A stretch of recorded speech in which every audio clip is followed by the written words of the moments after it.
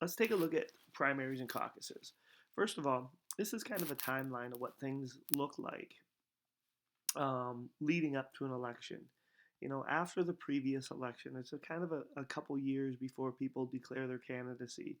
But by about 2018, the party themselves start to look for who is going to run for president again, in the next presidential election. Um, Starting in January, we start to have primaries and caucuses. Those are usually completed by June, and then there's a convention in the late summer, and then the general election is held in November, and the Electoral College votes in December, and then the president officially is inaugurated in January.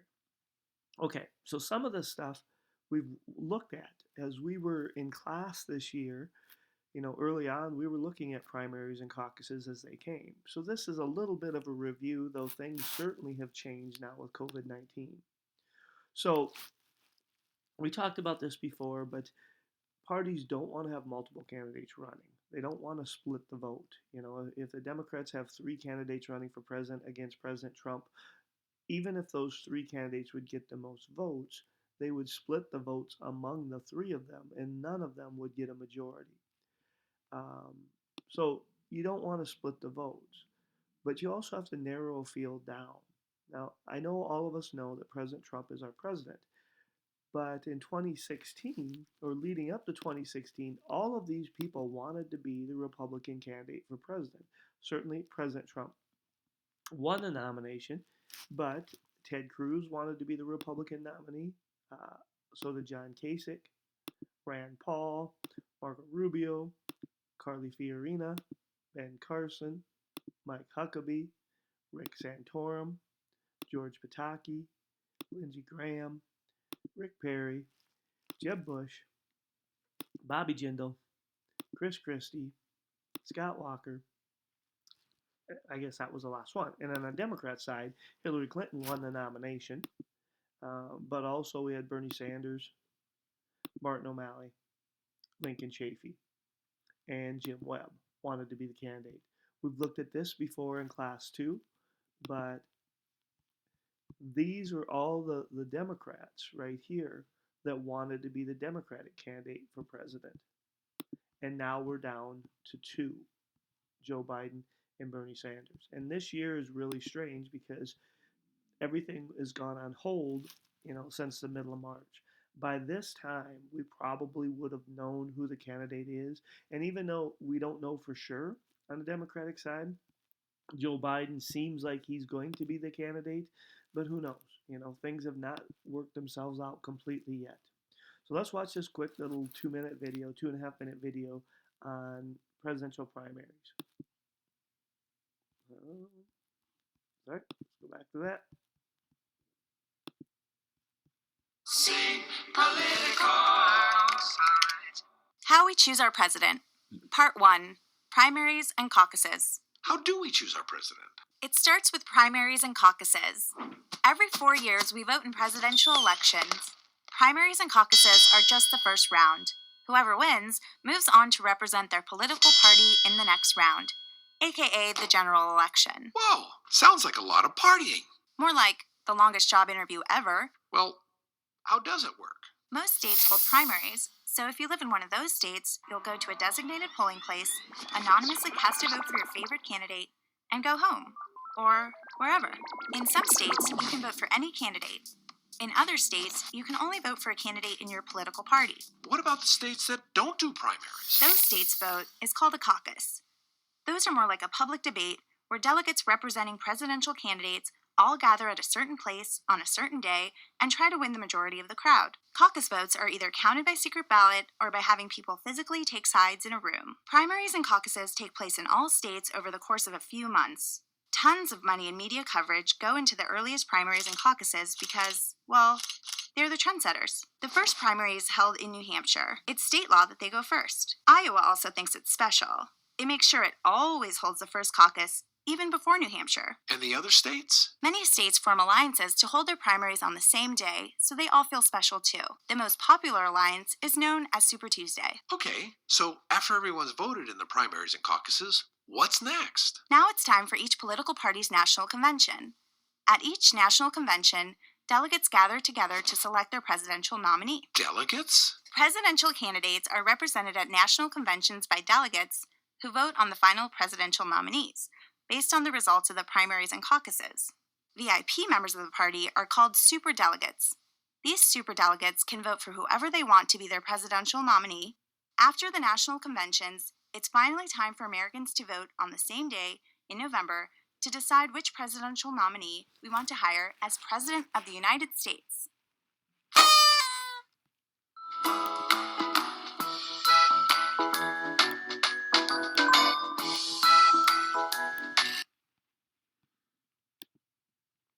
Well, if I could get it to leave full screen. All right, that's a pretty good overview of how things work. And again, we've looked at a lot of this stuff. So a primary is essentially an election that's held just by the political party to determine which candidate they will support. But there's different types of primaries. Let me get this out of here. There are, I apologize. There are closed primaries and open primaries.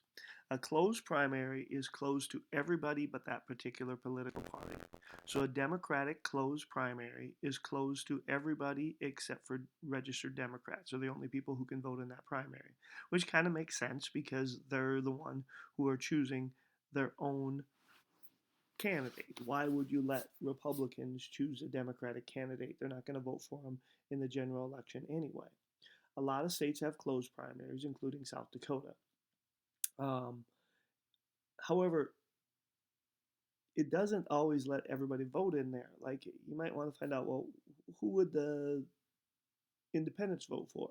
Well, some states have open primaries. In a strictly open primary, anybody can vote in that primary. So if it's a Democratic primary, anybody who's registered to vote can vote in that primary. Some states have semi-open primaries where it's open to a party plus, um, independents, and there's different versions of them. But closed primary, open primary. South Dakota has a closed primary. So in June, if you're a registered Democrat, you can vote in the primary. If you're not a registered Democrat, you cannot. A caucus is very similar to a primary, except they have meetings instead. So instead of just casting your vote, you have a meeting. And let's say it's a 3-hour meeting and it's held all over the state. Like Iowa has their caucuses, so in gymnasiums and gathering places all over the state, people meet. That party members meet. They have a meeting, and then they essentially divide up in the sides of the room. Everybody supporting Biden go to one corner of the room. Everybody supporting Sanders go to another corner of the room, and so on. And you actually like physically vote with your body, and then they tally up the results, and it's the same basically as the primary. Either way, from the course of usually approximately February 1st till the end of June, every state is having either a primary or a caucus.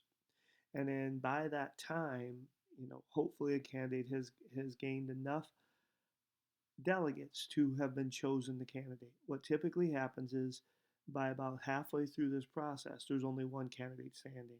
And we're seeing that. Again, everything has got put on hold with the Democrats, and I'm not sure how this is going to work itself out.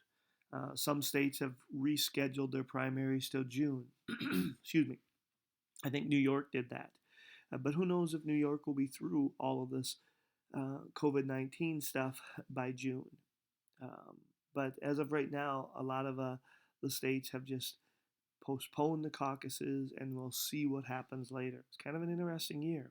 I'm not exactly sure how this is all going to play out. Right now, it looks like the Democrats basically have decided on Biden. However, Sanders hasn't officially dropped out of the race yet. Okay, so the primary and caucus season usually is, well, it's over by June typically.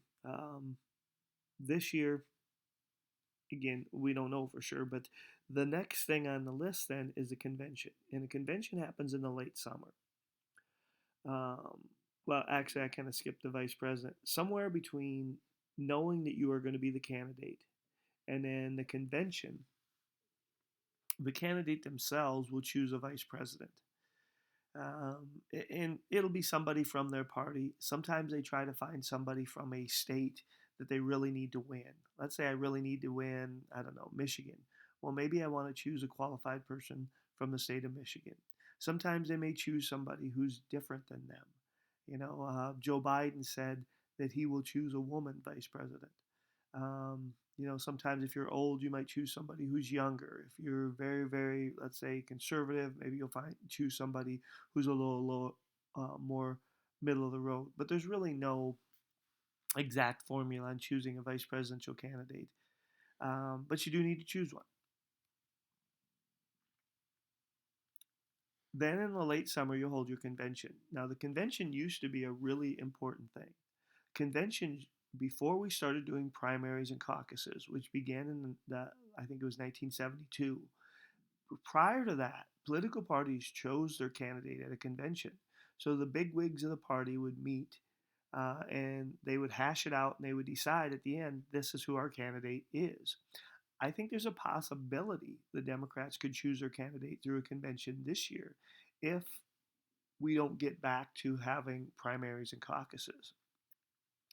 But this didn't give the people a lot of say. It was really just the party bigwig. So a reform that was done beginning in 1972 was allowing primaries and caucuses, and that took some of the importance out of a convention. So a convention today is really kind of like a big pep rally. It's a 4-day pep rally where you have, your candidates show up and other important people from your party. They give speeches, music is played. At the end of the convention, the last day, the candidate officially accepts the nomination and gives a speech. But they do something else. Besides just being a big pep rally, they accomplish a couple things. One, they officially nominate the candidate for president. The other thing is they write their platform. Now, a platform is what the political party believes in. When you guys were looking at those minor party stuff, if you clicked on the minor party, or even if you was just reading the summary, it would say that they support this or this and this. Okay, that all comes from their platform. Every 4 years, at least the two major parties rewrite their platform. And a platform is long. It's about 40 pages long if you would print it out. This is a Republican platform that was written in 2016. If you want to find out, like, restoring the American dream, what they're talking about here, tax principles, competing in America, trade, and then this is what the Republicans stand for. On every issue imaginable, the party will say, this is what we believe in, and this is what kind of policies we will try to push. So you have an idea, you know what the party stands for. If you vote for a Republican, you know that they will look at, try to do these particular things. The Democrats do the same thing. They write their platform. Okay, so it's what the party stands for. Both party has them. They will rewrite them again this year. And granted, not a lot of changes happen in a platform from one writing to the next, but nonetheless, they rewrite their platform every 4 years. If we were doing our mock election, that would be one of the things that we would do in our class. We would write a platform of what we believe in. So they write their platform, they officially nominate their candidate, and now they're ready to move on to the general election. The conventions this year, excuse me, too far there. The conventions this year, right now, are scheduled for, the Democratic convention is scheduled for mid-July. And if that goes on, then again, so many question marks right now. The Republican convention is held in mid-August this year, or at least that's when they're scheduled for. You will notice that if you're watching TV during the convention time, they'll be on all the major channels for 4 days. All right. That is the primaries and caucuses leading up to the general election.